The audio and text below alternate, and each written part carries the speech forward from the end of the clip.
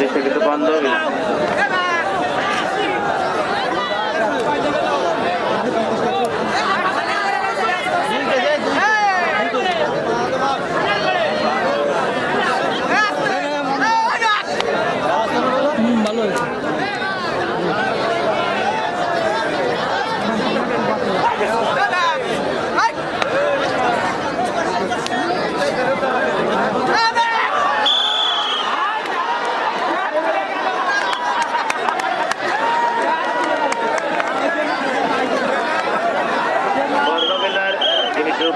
আসলে চমৎকার একটা পারফরমেন্স দেখালেন, তিনি চলে আসছেন সবাইকে টেনে নিয়ে, তারপরে আবার তার দম থাকতেই আসলে তাকে কোর্টে ফিরে নিয়ে যাওয়া হচ্ছে, সে কিন্তু আউট হলেন, যেটা এখানকার নিয়ম রেফারি জানালেন। এবারে যাচ্ছে কিন্তু কেশবতপুরের রেডার মকলেস নাম জানলাম, হ্যাংলা পাতলা গড়নের রেডার, অনেক চতুর মনে হচ্ছে, খুব ছটপটে। দেখা যাক তিনি দলের জন্য কি সফলতা আনতে পারেন।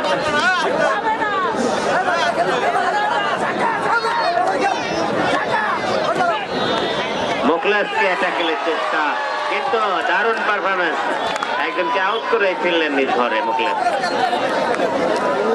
কেশবতপুরের খেলোয়াড় মকলেস।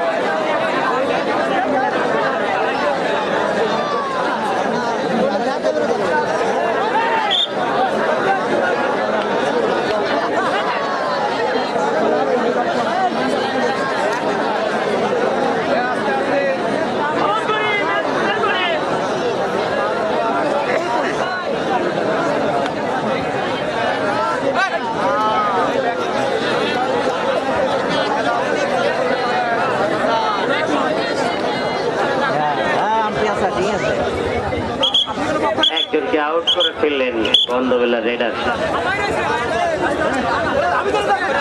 আমি মাঠে উপস্থিত দর্শকদের উদ্দেশ্যে বলছি, আপনারা এর ইতিপূর্বে দেখেছেন 3টি ম্যাচ, কিন্তু 3টি ম্যাচেই অনেক বড় বড় নামি নামি খেলোয়াড় ছিল, কিন্তু খেলা হয়নি। এই ম্যাচটিতে সব স্থানীয় খেলোয়াড়, কিন্তু খেলা দেখাচ্ছে চমৎকার, দুটি দলে কিন্তু সমতা বিরাজ করছে। দর্শক, আপনাদের কি ভালো লাগছে এই খেলা? একটু সাড়া দিবেন।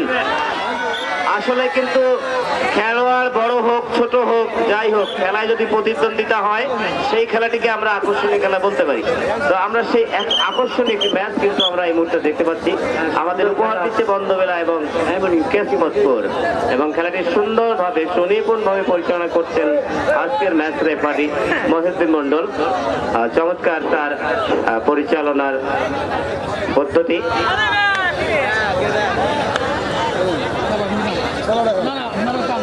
দিচ্ছেন বন্ধবিলা, চেষ্টায় আছে কেশবতপুর, চেষ্টা করেছিলেন কিন্তু ব্যর্থ হলেন। কেশবতপুর কোনো কেরামতি কিন্তু এই মুহূর্তে দেখাতে পারল না।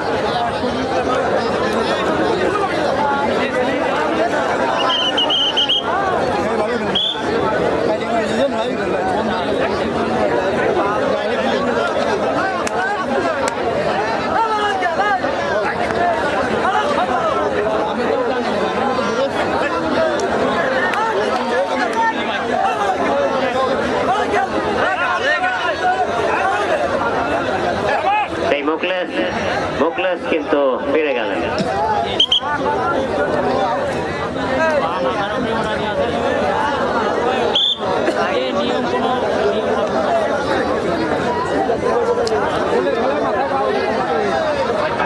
আমি সুযোগ পেয়ে একটি ঘোষণা দিয়ে রাখি দর্শকদের উদ্দেশ্যে, আপনাদের আজকের এই টুর্নামেন্টের দুটি সেমিফাইনাল এবং ফাইনাল, এই 3টি ম্যাচই ফেসবুক পেজ ইকরা টিভি স্পোর্টস সরাসরি দেখতে পারবেন, সরাসরি সম্প্রচার হবে। আপনাদের যারা দেশের বাইরে আছে প্রবাসীরা, তাদেরকে জানিয়ে দিতে পারেন, তারা ফেসবুক পেজ ইকরা টিভি স্পোর্টসে এই সেমিফাইনাল দুটো এবং ফাইনাল সরাসরি দেখতে পারবে ইনশাল্লাহ। প্রিয় দর্শক, দম দিচ্ছে কিন্তু মন্ডলপুর, কেশবতপুর নামে ভুল হচ্ছিল, ট্যাকেল হয়ে গেছে কিন্তু